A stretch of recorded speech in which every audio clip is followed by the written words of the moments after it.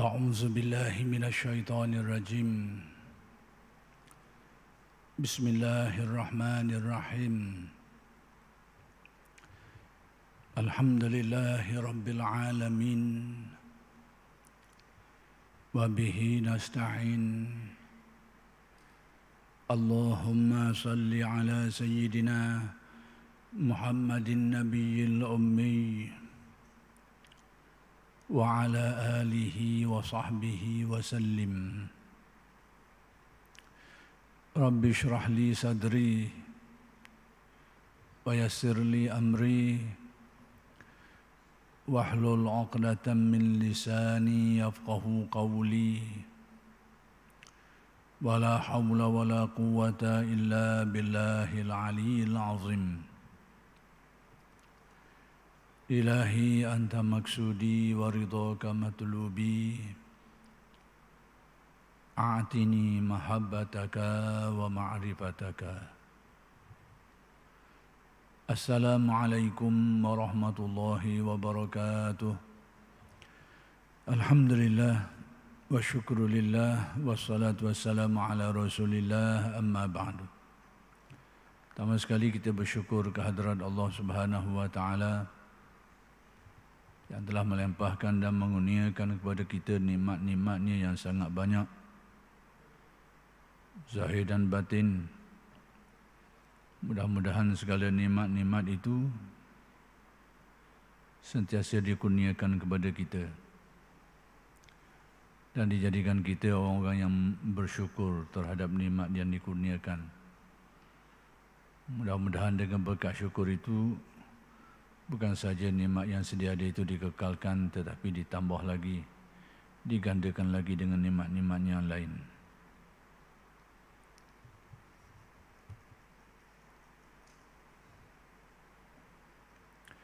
Dan insya-Allah kuliah Masjid Amidin pada malam ini akan meneruskan lagi huraian kalam hikmat Asy-Syaikh Ahmad ibn Athaillah Al-Iskandari radhiyallahu anhu. Kalam hikmat yang ingin dikupas pada malam ini ialah kalam hikmat masih lagi kalam hikmat yang kedua atau tiga yang ingin disambung lagi huraiannya.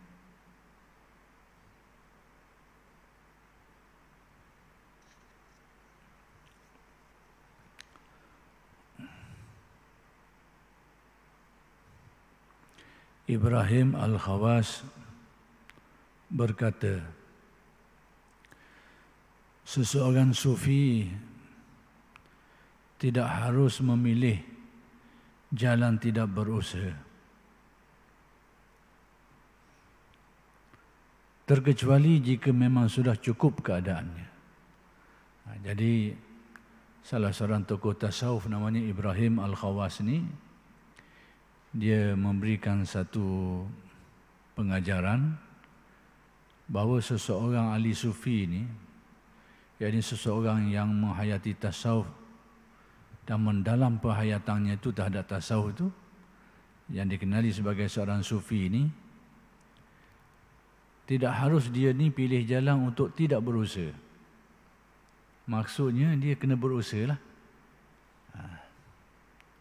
Dia kena berusaha untuk mendapatkan sesuatu seperti keperluan hidup dan macam-macam lagi lah.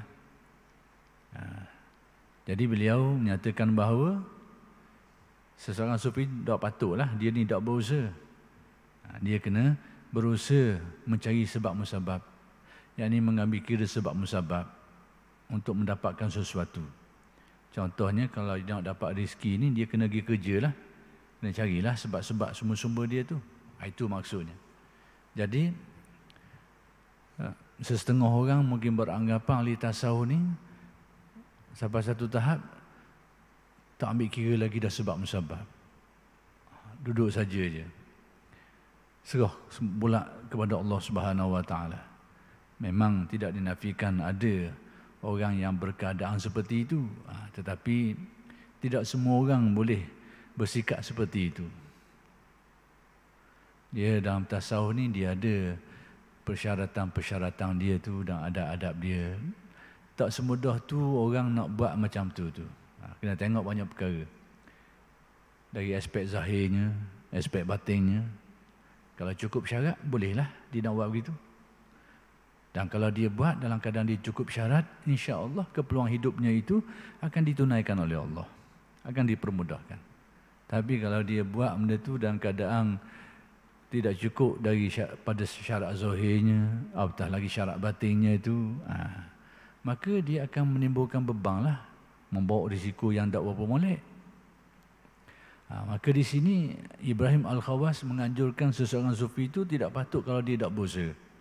Yang ini sewajarnya, sekalipun dia seorang yang menghayati tasawuf dengan arti menghayati hakikat tauhid yang mendalam, tapi bab usaha ni dia kena usaha jugalah. Kecuali memang dia berada pada satu kedudukan yang sudah mencukupi keperluan dia itu, memadai. Dengan arti contoh macam ni, dia ni menghayati tasawuf peringkat mendalam lah, sehingga boleh dikatakan sebagai seorang sufi. Penghayatan makrifat dan tauhid dia itu sangat mendalam, kuat keyakinan dia. Tetapi dia ada tanggungan yang perlu dinafkahkan, atau ada kewajipan yang perlu ditunaikan, diselesaikan. Maka dia ni kena cari jalan, kena berusaha. Kecuali dia ni sudah ada keperluan yang cukup. Maksudnya dari segi nafkah yang menjadi kewajipan dia, dia ada dah. Allah Ta'ala beri dah ke dia dalam bentuk simpanan ke harta yang dikurniakan Allah, sudah cukup dengan dia tu. Ataupun dia sudah tidak ada tanggungan lagi atas dia semata-mata, maka bolehlah dia nak tidak berusahanya. Tapi dia kena ada pula syarat lain, syarat qalbu dia, syarat batin dia tu, iaitu orang yang kuat keyakinan dia, orang yang tahan sabar. Kalau dia tak kuat, tak tahan sabar, bila menghadapi kesusahan, kepayahan, dia tak boleh nak terima, dia tak boleh nak bertahan, itu bukan tempat dia lah tu. Bukan tempat dia.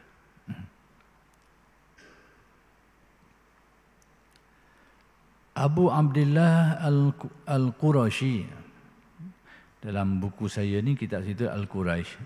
Nama ni yang lepas-lepas ni dia nasabkan kepada Al-Qurashi. Berkata,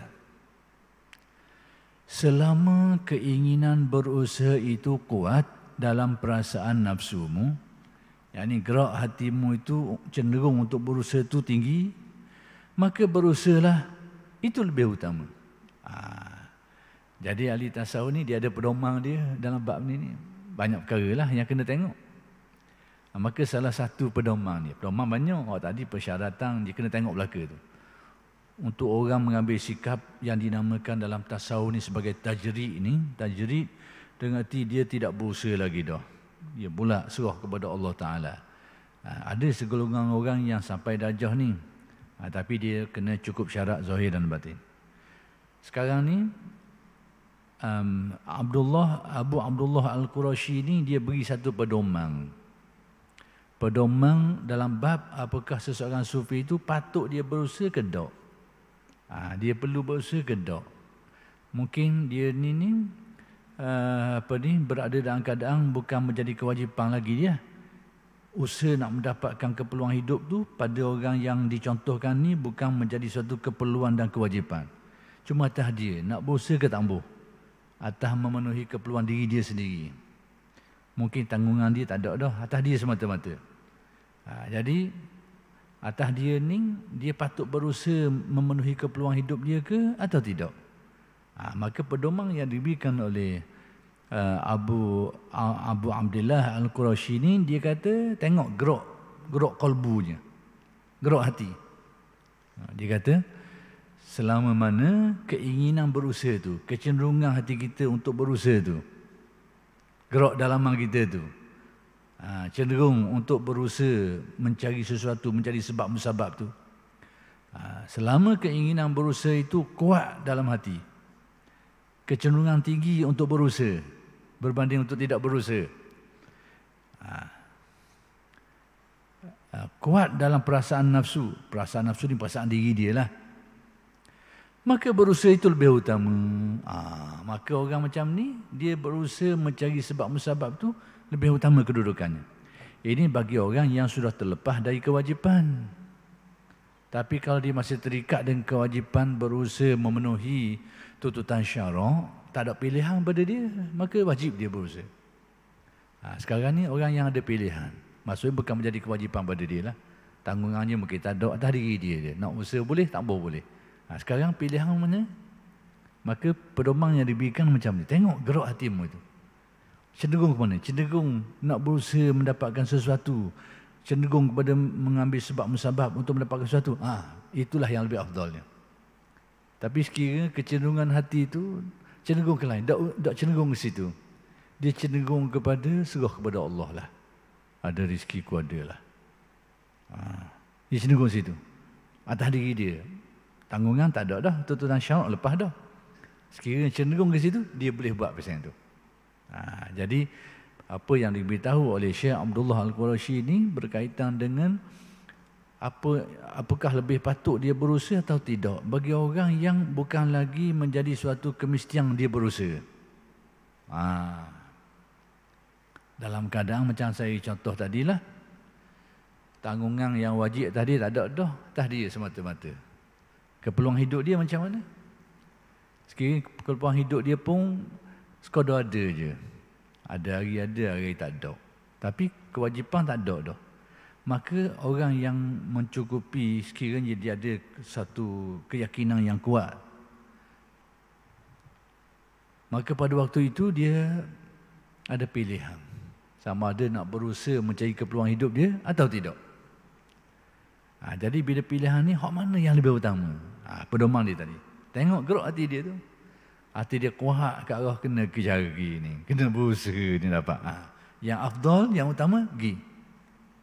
Demikianlah sebaliknya. Itu kena faham pedoman yang diberikan oleh ulama tasawuf. Tapi, saya ulangi balik, sekiranya seseorang itu berada pada satu situasi, satu keadaan yang mana mencari sebab musabab ini, berusaha dan mengambil sebab musabab ini merupakan suatu kemestian bagi dia, seperti dia ada nafkah yang wajib ditanggung, maka tak ada pilihan, dia kena cari. Dia kena cari.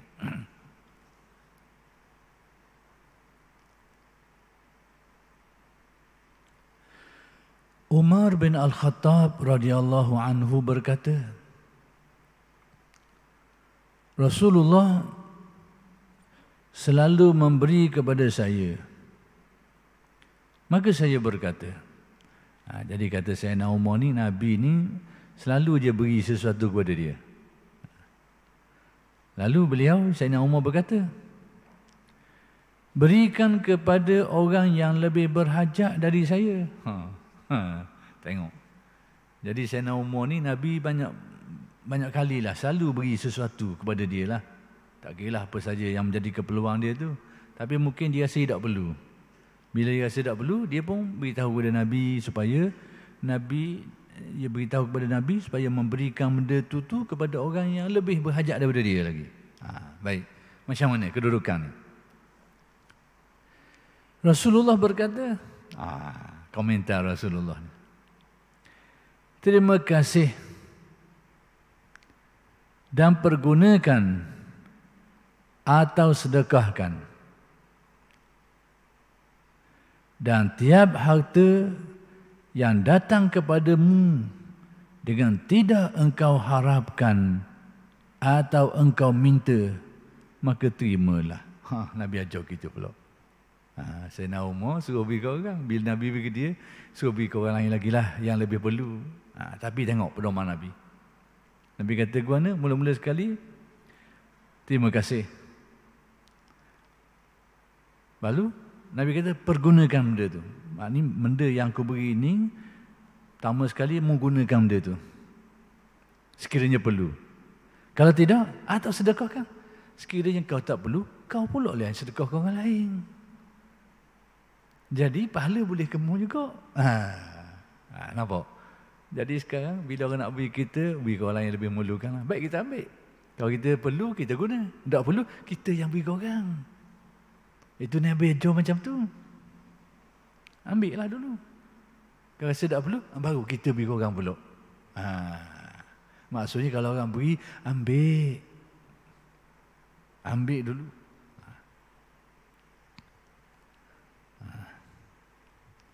Kemudian Nabi menjelaskan, dan tiap harta, ni Nabi beri pedoman. Tiap harta, setiap benda lah. Tiap harta, setiap benda yang datang kepadamu.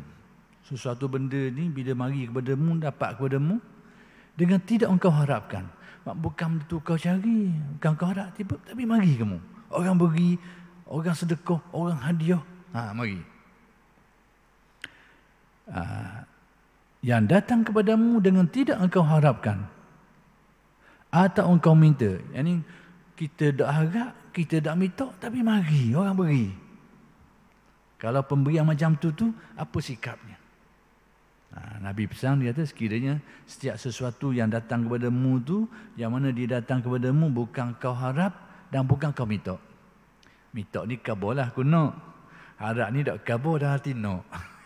Sekarang tak ada belaka. Nak dalam hati tak ada. Minta pun tak ada. Jadi tiba-tiba ada orang beri. Baik, apa sikap kita yang diajar oleh Nabi ni? Maka terimalah, kata Nabi. Terima. Jadi Nabi nak membetulkan sikap Sayyidina Umar yang kurang tepat. Tak salah Sayyidina Umar kata berilah ke orang lain yang lebih layak lagi. Tak salah gitu. Tapi nak ajar sikap yang lebih tepat. Sekiranya sesuatu yang datang kepadamu itu, pertama sekali mu tak harap benda tu. Yang kedua mu tak minta. Nabi pesan, ambillah dulu. Terimalah. Dan yang tidak, yakni sekiranya tidak demikian, apa yang kita harap, apa yang kita minta tu, maka jangan engkau angan-angan. Apa yang tidak datang kepadamu tu, mu jangan angan-angan. Yang tidak datang. Yang datang kepada kita, dalam keadaan kita tak harap dan tak minta, terimalah. Tapi yang tak datang kepada kita, mu jangan angan-angan lah. Jangan berangang nak dapat benda tu. Jadi apa yang Nabi nak khabar ni? Pertama sekali Nabi nak khabar adab. Bila rezeki atau sesuatu benda mari kepada seseorang ni, dan kadang kita tak harap, kita tak minta, itu nak khabarnya gerak Allah Ta'ala lah nak sampai kamu tu. Terima. Nak beri ke orang, cerita lain. Ada pun hak kita minta, kita harap, atau lain cerita. Ni ada, minta, dok, harap, dok, mari boleh. Terima. Itu adab yang Nabi ajar kepada kita. Ada pun yang tidak datang dengan cara itu tu, dengan cara seperti tadi tu, tak datang macam tu pada kita tu, bukan orang beri, maka jangan kita berangan-angan nak mendapatkannya. Yang ni dengan erti Nabi nak ajar kepada kita adab dan sifat zuhud dan qanaah. Adab tu sekiranya didatangkan, terimalah. Itu adabnya. Kerana Allah Ta'ala menggerakkan tu nak sampai kita, itu kita pandanglah itu gerak pemberian Allah, maka terimalah. Itu adab yang sepatutnya. Tapi hak dak mari dengan cara tu jangan berangang. Itu Nabi nak ajar supaya hati kita bersifat qanaah. Jangan ada sifat cenderung, apatah lagi tamak dan sebagainya. Nabi nak ajar. Apa dak sampai, jangan berangang. Tapi kalau mari, ambil. Itu pedoman Nabi. Jadi agak berbeza sikit lah dengan sikap Sayyidina Umar tadi tu. Bila Nabi beri ke dia, dia suruh beri ke orang lain. Jadi Nabi nak ajar, itu bukan cara yang baik. Cara yang baik, sekiranya benda tu mari kepada seseorang tu, dia tak harap dan dia tak minta, terima. Tapi sekiranya tidak demikian, maka jangan berangang lah dapat benda tu. Bila berangang tu, dia sudah ada keinginan dah, keinginan. Dari segi tasawuf, keinginan tu tak salah, tapi dari segi tasawuf, dia tidak menunjukkan hati yang qanaah. Hati yang kukuh. Tidak. Kalau ada dorongan nafsu tu tinggi sikit, berangang banyak. Tapi dari segi syarak, kalau dia ni berangang, berkeinginan benda yang bukan salah, tak ada masalah apa. Cuma dari segi tasawuf, dia memperlihatkan satu sikap yang kurang baik lah. Itu je.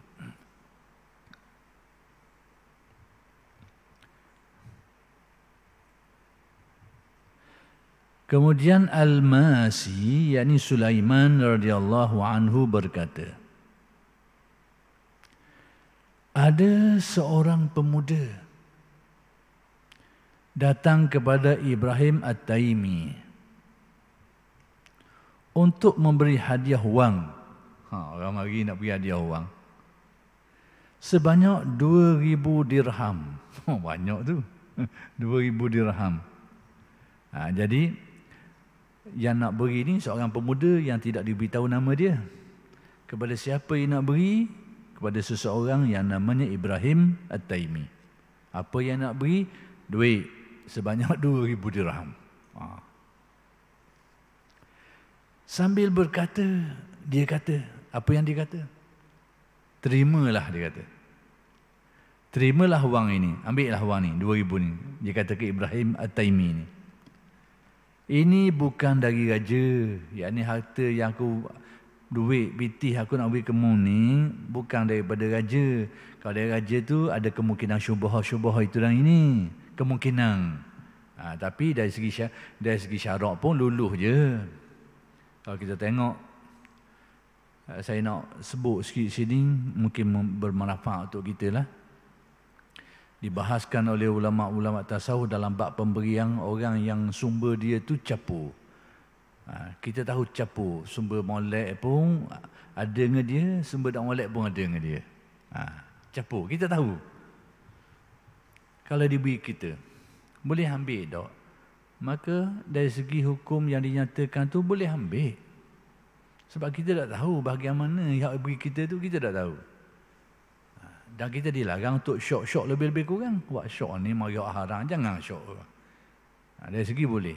Itu, tapi kecuali kita memakai hukum warak. Warak tu atas kita lah. Atas kita rasa tak mau ambil, tak apa. Tapi jangan sampai menjatuhkan aib dia tu. Jangan memalukan orang tu. Itu pedoman. Jadi kalau kita tahu gitu, dia beri, kita tolak dan memalukan dia, itu jadi benda tak molek pula dah. Jadi uduh pula. Nak kabarnya, benda yang tak pasti itu tu sekalipun ada keraguan, dari segi syaraknya luluh boleh. Orang yang tak mau ambil, dia rasa syubhah, itu atas dia. Tapi kalau dia nak ambil, sedangkan dia tahu orang tu sumber pendapatan dia dari dua, satu daripada hak molek, satu hak tak molek, pada dia masih boleh ambil. Dari segi syarak tidak jadi halangan. Boleh. Jadi sekarang ni nak kabarnya, bila orang muda ni dia bawa 2,000 nak beri ke Ibrahim At-Taimi ni, dia kata ambil lah. Dan dia kabar ni bukan dari raja. Sebab takut-takut ada kebimbangan. Dia sangka duit ni mari daripada raja yang zaman dulu mungkin muskil dari segi sumber dia tu. Dia ambil sebahagiannya daripada harta rampasan lah, sebahagiannya daripada yang jadi mungkin ada setengah orang tu berasa syok sikit. Jadi kawan-kawan ni bukan dari raja ni. Juga bukan wang syubhah. Ni juga bukan wang syubhah. Dan lain-lainnya. Maksudnya ni halal. Aku nak beri kamu ni bukan dari sumber-sumber hak yang diragui. 2,000 ni, 2,000 dirham. Jawab Ibrahim. Tengok macam mana jawab Ibrahim At-Taimi pula. Semoga Allah memberkati hartamu. Dia doa. Mudah-mudahan Allah Ta'ala memberi keberkatan kepada hartamu. Dia doa yang baik kepada orang ni. Dan membalas engkau lebih kebaikan. Demikian juga mudah-mudahan Allah Ta'ala membalas kebaikan kepadamu. Dan terima kasih. Lepas tu dia terima kasih lagi atas pemberian tu. Lalu ditolaknya. Dia tolak. Tengok apa benda kejadian ni. Dia tolak. Tapi mula-mula dia kata, mudah-mudahan Allah Ta'ala berkat, akan memberi berkat kepada hartamu tu. Mudah-mudahan Allah Ta'ala beri kebaikan kepadamu. Dan terima kasihlah atas niat baikmu nak beri aku ni. Tapi dia ambil. Dia tolak. Gimana ni? Apa benda cerita ni? Tengok. Lalu ditolaknya wang itu. Baik, ditolaknya wang itu. Setelah pergi pemuda itu, saya bertanya. Setelah orang muda tadi tu pergi, dia tanya. Ni orang yang bawa cerita ni, tanya Ibrahim At-Taimi semula ni. Apa cerita ni? Buat gini ni. Tengok. Ya Aba Umran. Jadi Aba Umran ni kembali kepada Ibrahim At-Taimi tu. Cuma nama asalnya Ibrahim At-Taimi, tapi panggilan dia ni orang panggil dia, orang ni panggil dia Aba Umran. mengapakah engkau tolak pemberian itu? Dia tanya, apa mu tolak pemberian orang tadi itu? Demi Allah, isterimu tidak mempunyai gamis. Gamis ni pakaian lah.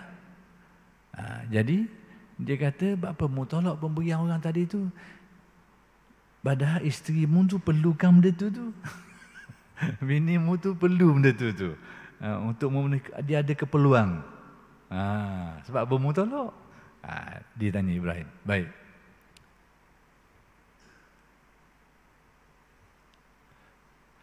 Jawab Ibrahim, benar, dia kata, betul. Maksudnya betul orang kata tu. Memang isteri aku ni ada keperluan. Sepatutnya aku terimalah duit tu untuk beli keperluan dia tu. Tetapi jika betul saja. Orang dulu ni dia halus mainan dia. Cerita dia. Tetapi anak itu masih muda. Budak hak beri kat aku tu budak muda sangat lagi. Kenapa? Masih muda. Belum banyak pengertian atau pengalaman. Dia tu muda sangat lagi. Dari segi pengalaman-pengalaman, kefahaman-kefahaman, pengajian ilmu tak banyak lagi. Lalu dia bilang apa? Saya khawatir, ini aku bimbang, kata Ibrahim At-Taimi.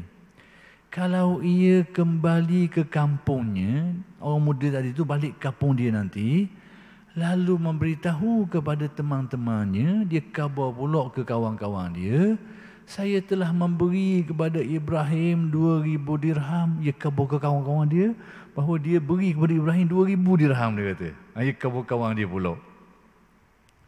Maka hilang pahalanya. Jadi aku tolak tu, aku takut jadi sia-sia. Ada kebimbangan aku. Tolak tu atas kita, nak tolak tak tolak. Tapi mungkin pandangan dia ni jauh sikit. Dia tengok orang ni muda sangat ni, mungkin kefahaman tentang tasawuf dan sebagainya, kefahaman tentang tu tak banyak. Jadi dia bimbang, piti habis, pahala dah ada. Maka sebab tu dia dah ambil. Maksudnya, biarlah duit tu duduk kekal dengan dia. Paling tidak adalah benda dia tu. Nanti kan dia beri kat aku ni, balik di rumah hidup cerita ke situ sini. Jadi pahala pun tak ada. Piti habis, pahala tak boleh.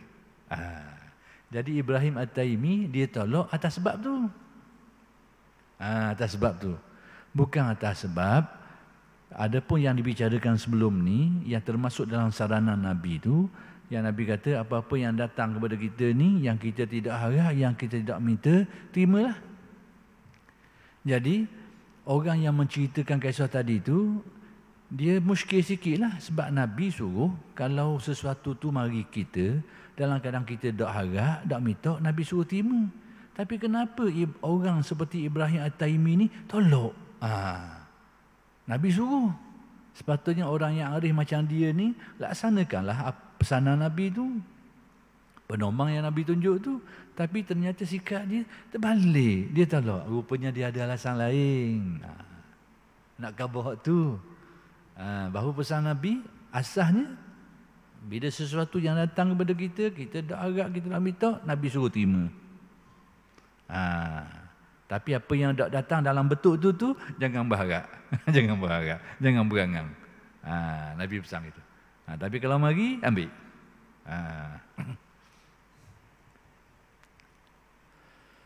Baik, Rasulullah sallallahu alaihi wasallam bersabda, sesiapa yang menolak rezeki, siapa yang menolak rezeki yang diberi oleh Allah tanpa minta-minta. Dia tak minta-minta, dia tak minta, tapi didatangkan Allah. Allah Ta'ala datangkan rezeki. Kalau dia minta, itu menjadi sebab dia itulah. Sekarang dia tak minta. Tiba-tiba mari. Berarti yang ketara, yang jelas, pemberian Allah ke dia. Kalau kita minta, hak jelasnya bahawa kita dapat tu dengan sebab kita minta tu. Tapi kalau kita tak minta, tiba-tiba mari juga, maka jelaslah itu gerak daripada Allah. Allah Ta'ala nak beri kamu. Biar faham gitu. Ini pandangan ini. Bahawa, tengoklah bahawa mu tak minta, tapi mari juga. Fahamilah. Itu gerak daripada Allah nak beri kita. Jadi, Sesiapa yang menolak rezeki yang diberi oleh Allah tanpa minta-minta. Dia tak minta-minta, tapi tiba-tiba datang rezeki itu. Itu tanda yang Allah Ta'ala nak beri ke dia. Nak beri ke dia tu. Maka sesungguhnya ia telah menolak pemberian Allah. Tak boleh, tak baik. Hak jenis mari ni, hak dalam kita tak minta, kita tak harap, tak minta mari, pesan Nabi terimalah. Kenapa? Nyata dan jelas itu gerak daripada gerak Allah Ta'ala, gerak rezeki itu. Allah Ta'ala memang nak beri kepada kita. Memang itu Allah Ta'ala nak beri kepada kita. Maka terimalah. Pesan Nabi suruh terima. Hak jenis gini ni, hak jenis boleh ni, dan kadang kita dah harap, kita dah minta. Terimalah, ambillah. Demikianlah huraian terhadap kalam hikmat Syekh Ibn Atha yang ke-203 yang berkait dengan pedoman yang diajar oleh ulama tasawuf berkaitan dengan mengambil sesuatu daripada makhluk ni. Maksudnya dalam kalam hikmat yang 203 ni Syekh Ibn Atha ajar kita pedoman-pedoman bagaimana kita ni nak mengambil sesuatu, nak menerima sesuatu daripada pemberian makhluk ni. Kalau kita tengok bahawa makhluklah yang beri kepada kita, dari segi fiqhnya boleh je kita terima. Dari segi tasawufnya jangan terima. Kalau kalbu kita ni pandang manusia ni lah yang beri kita, bukan i'tikad. Kalau kita i'tikad, batal iman kita. Kena tengok tu. Benda ni dekat-dekat aja. Kalau menjadi i'tikad kita, manusia ni lah sebagai punca sebenarnya kepada pemberian tu, batal iman, rosak iman kita. Sekarang tak gitu, i'tikad kita Allah lah yang memberi, tapi lupa panggil ghaflah. Sehingga hati kita banyak melihat ni mari dia lah ni sibuk. Jadi kalau mari pesen tu pandangan tasawuf jangan ambil tu. Kalau gitu. Jangan ambil. Dari segi syarak, dari segi fiqh luluh je, boleh je. Nak ambil dari segi fiqh tak ada masalah tu. Sekiranya benda tu benda yang halal. Tapi dari kita tasawuf, sekiranya kalbu kita pandang bahawa benda tu mari daripada kita lupa kepada Allah lah yang mengurniakan tu, kita tak nampak lupa, bukan tak percaya, bukan hilang keyakinan. Akidah kita tu tak ada bahawa tidak ada satu pemberian pun melainkan Allah yang memberi. Allah lah Al-Mu'ti, dialah yang maha pemberi. Itu akidah asal kita. Asal kita, tak lagi dah tu. Sekarang kita lupa benda tu. Bukan tak ada keyakinan tu, lupa. Orang tanya boleh jawab. Orang tanya siapa pemberi? Allah. Dia ada keyakinan tu. Tapi dalam kehidupan ni dia lupa tak mari betul. Kerana ghaflah qalbu dia tu, hati dia lalai tu, maka dia nampaklah sebab musabab tadi tu. Tiba-tiba dia nampak sebab musabab mendatang ke dia sesuatu benda ni. Maka dari sudut fiqh dia boleh ambil je, tapi dari sudut tasawuf jangan ambil lah. Sehinggalah kalbu dia tu menyedari, memandang bahawa makhluk ni adalah digerakkan Allah, sebagai wasilah yang digerakkan Allah untuk menyampaikan sesuatu kepada kita. Sekiranya kita pandang dengan pandangan makrifat tu, ambillah dari segi tasawufnya. Molek, insya-Allah berkah. Tapi semua tu tak lagi daripada biarlah benda tu benda yang halal, benda yang luluh dari segi syarak. Itu adab yang telah diberitahu oleh Syekh Ibn Atha. Jadi kalau kita ambil dalam keadaan kita tak nampak, lupa kepada Allah, nampak manusia je beri, Allah dia ni beri kita banyak ini, lupa dah Allah Ta'ala tu. Terima boleh, dari segi syarak tak salah, tapi dari sudut pandang tasawuf tu kita ni hati yang lalai. Hati kita ni banyak tebal pada ni, lupa, ghaflah. Jadi demikianlah kalam hikmat yang ke-203 ni pedoman kepada kita berkait dengan kita menerima sesuatu daripada makhluk ni. Jadi tasawuf ni dia ada pedoman supaya apa yang kita dapat tu mudah-mudahan berkat. Dan apa yang kita dapat tu membawa kita kepada syukur. Yang menjadikan kita syukur tak syukurnya kerana kalbu kita tu nampak tak nampak. Bila kalbu kita tidak nampak itu gerak pemberian Allah kepada kita, pertama sekali kita tak syukur. Yang kedua, ada kemungkinan yang mari tamak pula. Yang ketiga, kemungkinan kita akan jadi sombong pula sekiranya pemberian tu pemberian yang ada nilai-nilai tersendiri. dapat pakak, dapat kedudukan, dapat kekayaan, jadi jutawan ke billionaire tak kira lah jadi.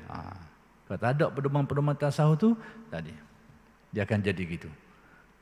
Dia tak ada syukur, dia timbul tamak, timbul sombong, timbul ujub, semua dia menyakit belaka. Dan itulah yang akan menjadikan pendapatan atau pemilikan dia itu tak ada keberkatan atau kurang keberkatannya. Tapi kalau dia ada pandangan basirah ni, bukan sekadar ada tauhid saja, tapi ada pandangan kalbu dia tu, ingatan dia tu. Ingatan tu tasawuf. Akidah tu keyakinan dia. Tapi kalau dia beku, dia tak mari.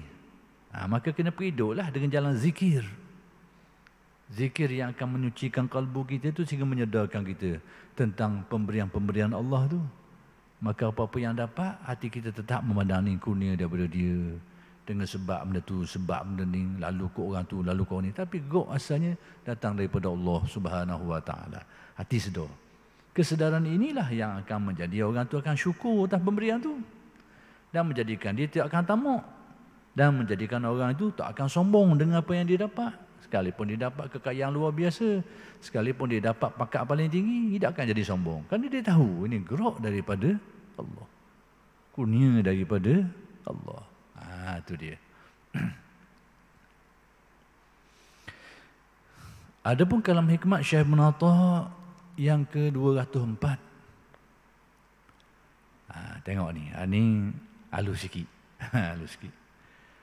Rubbama istahyal arifu an yarfa'a hajatahu ila maulahu iktifa'an bimasyiatihi fakaifa la yastahyi an yarfa'aha li khaliqatihi. Kalam hikmat yang ke-204 ni Syekh Ibn Atta nak beritahu kelakuan orang arif. Orang arif ni orang yang mendalam makrifatnya lah. Orang yang mendalam penghayatan tasawufnya. Bahasa mudah. Kita guna bahasa-bahasa mudah lah ni. Guna istilah pelik-pelik, nanti dia kata orang ilmu tinggi dah lalu pula.